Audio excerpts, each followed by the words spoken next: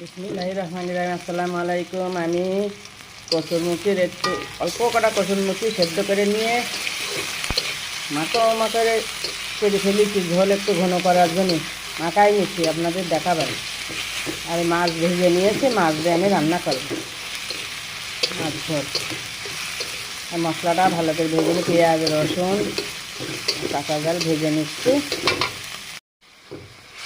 মশলাটা আমার কষানো হয়ে গেছে। এবার আমি দেখেন এরকম করে নিয়েছি কচুরমুখি সেদ্ধ করে, মানে ঝোলটা একটু ঘন হবে, একটা নতুন রান্না দিয়ে দিলাম।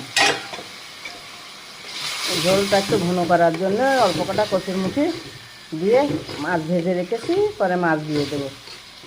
মাছ ঝোল আচ্ছা, কচুরমুখিটা কষানো এই যে হয়ে গেছে, দেখেন। এবার আমি ঝোলের পানি দিয়ে দিচ্ছি।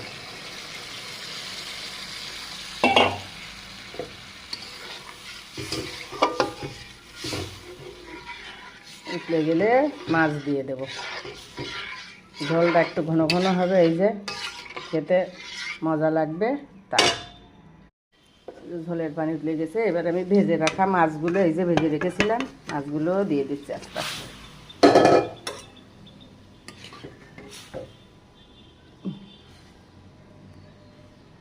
মাছ দিয়ে সামান্য একটু কচুরমুখি দিয়ে ঝোল রান্না। আপনারা এইভাবে রান্না করে খেয়ে দেখবেন, ভালো লাগবে।